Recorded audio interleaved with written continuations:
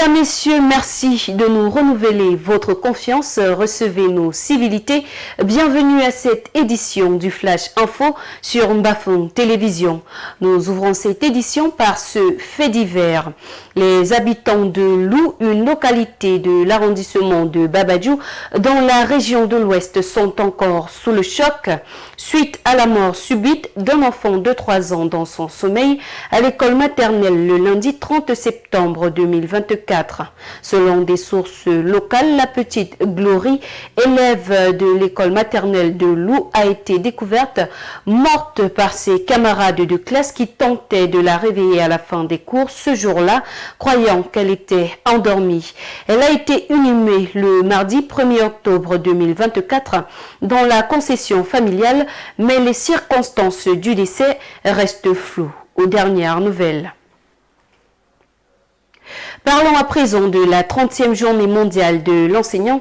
Le corps enseignant du Cameroun, comme celui du monde entier, se prépare à célébrer cette journée à lui dédiée avec faste et solennité le samedi 5 octobre prochain. L'arrondissement de Babadjou est déjà dans la mouvance de la célébration avec des activités lancées depuis le mercredi 2 octobre 2024 au lycée bilingue de Babadjou. Le proviseur du lycée bilingue de Babadjou, Maxel Sipanko, nous parle du métier de l'enseignant ainsi que de la place de cette célébration dans cet élément d'Aline Nzono. L'enseignement, un métier particulier, célébré à juste titre au lycée bilingue de Babadjou, avec plusieurs centres d'intérêt. Bien, vous savez que l'enseignement, c'est un corps de métier.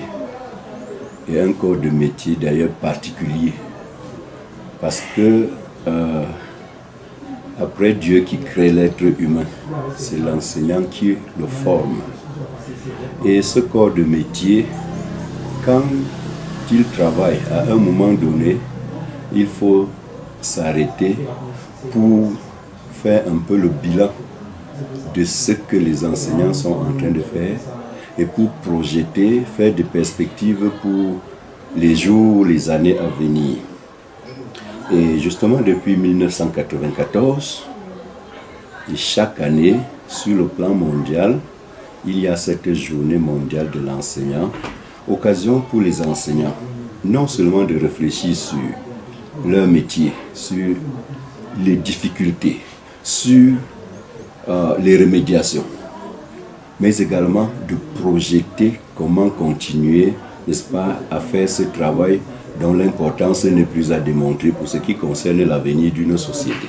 Le chef d'établissement invite par ailleurs ses collaborateurs à jouer pleinement et avec amour ce rôle de petit Dieu qu'ils incarnent. Que le véritable salaire de l'enseignant, ce ne sont pas les billets que l'enseignant va prendre à la banque à la fin du mois. Le vrai salaire de l'enseignant, c'est la reconnaissance future que les enfants qu'il a bien encadrés témoigneront à son égard, directement ou indirectement. Ça peut être à travers ses enfants. C'est la raison pour laquelle ce que je demande à l'enseignant, c'est de transcender les difficultés qu'il affronte là où il est et de toujours bien faire son travail. Dans l'arrondissement de Babadjou en général, les activités marquant cette célébration ont débuté hier mercredi 2 octobre 2024 par les activités sportives, notamment les matchs de handball femmes et football hommes, ayant opposé les équipes du Minedub à celles du Minesec.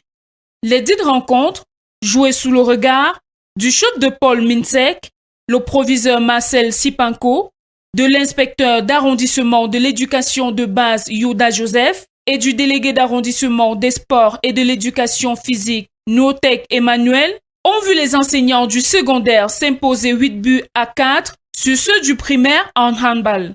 Les mêmes enseignants du secondaire se sont opposés au football, mais avec un peu plus de difficulté.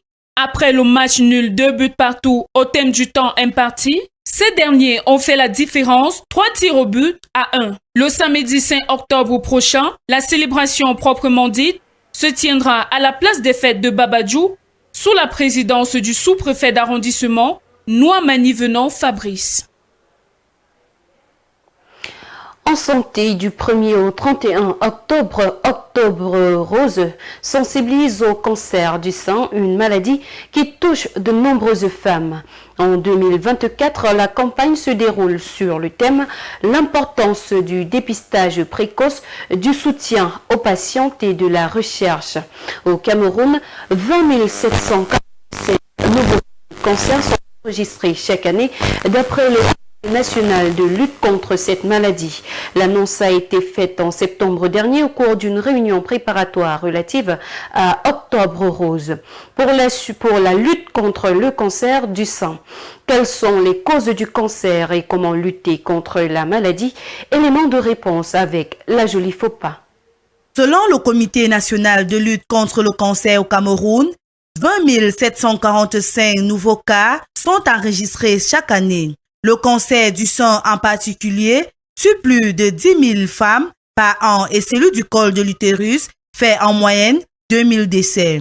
Parmi les facteurs à risque, on a l'exposition prolongée à l'œstrogène pour le cancer du sein et le human papillomavirus responsable du cancer du col de l'utérus. Le tabac, l'alcool, l'hérédité et certaines pratiques sont aussi les facteurs à risque. Les activités de ce mois d'Octobre Rose au Cameroun. Les activités de ce mois d'Octobre Rose au Cameroun ont été recadrées pour doper la sensibilisation et le dépistage, tout en proposant une prise en charge.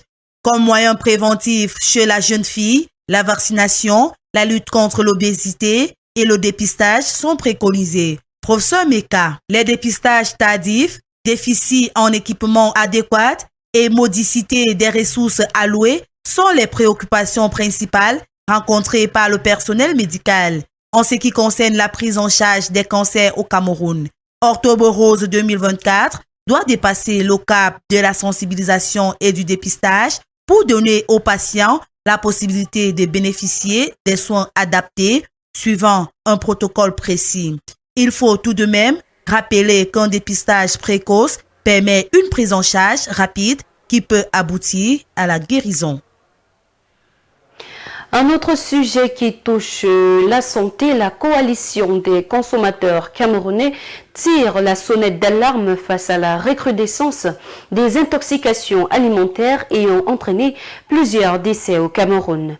Le cas le plus récent survenu le 29 septembre 2024 dans la région du sud-ouest a coûté la vie à 3 enfants après avoir consommé des pâtes alimentaires suspectes. Ce drame fait écho à un autre dans la région de l'Est où 6 jeunes personnes sont décédés après avoir mangé du maïs traité avec des produits chimiques pour la conservation.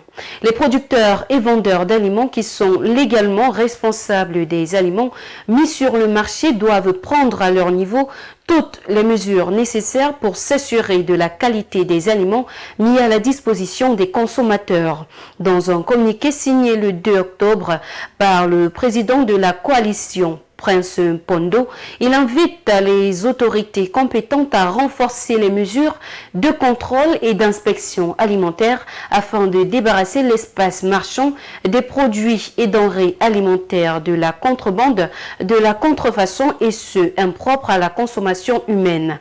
La finalisation des textes d'application prévus par la loi cadre du 11 décembre 2018 portant sur la sécurité sanitaire des aliments est aussi vivement souhaité pour améliorer le système national de sécurité sanitaire des aliments.